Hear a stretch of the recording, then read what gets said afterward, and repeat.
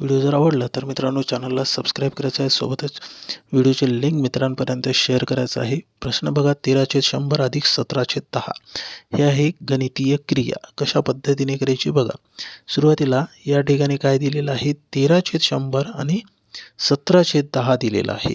मग काय करायचं आहे बघा 13/100 अधिक 17/10 सुरुवातीला छेद समान आहे का ते बघा, छेद समान आहे का तर नाही, मग छेद समान करायचं। मग कशा पद्धतीने या ठिकाणी 100 आहे तर या ठिकाणी 100 होते का चेक करायचं, जर झालं नाही तर तिरकस गुणाकार करायचं। मग 10ला कितीने गुणल्यावर 100 होतात, 10ला 10ने गुणावं लागेल।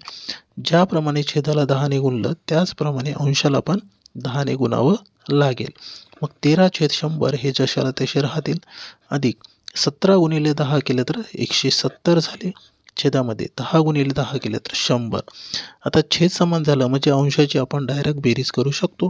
13 अधिक 170 म्हणजेच 183 होतील, छेदामध्ये 100 एक वेळा लिहून टाकायचं। आता बघा मित्रांनो, छेदामध्ये जर 10च्या पटीत म्हणजेच 10, 100, 1000, 10,000 असे अंक असेल तर अंश जशाला तसे लिहून घ्यायचं आहे। मग 183 लिहून घेतले। आता 0 कॅन्सल करा, 1 आणि 2 दोन अंक सोडून पॉईंट द्यायचे। मग 1 2 अंक सोडून पॉईंट दिलं, 1.83 हे आपल्या प्रश्नाचं उत्तर असणार आहे। क्लिअर झालं? अशा पद्धतीने बेसिक कन्सेप्ट क्लिअर करायला पाहिजे मित्रांनो। ओके, आवडल्यास व्हिडिओला लाईक करा। धन्यवाद।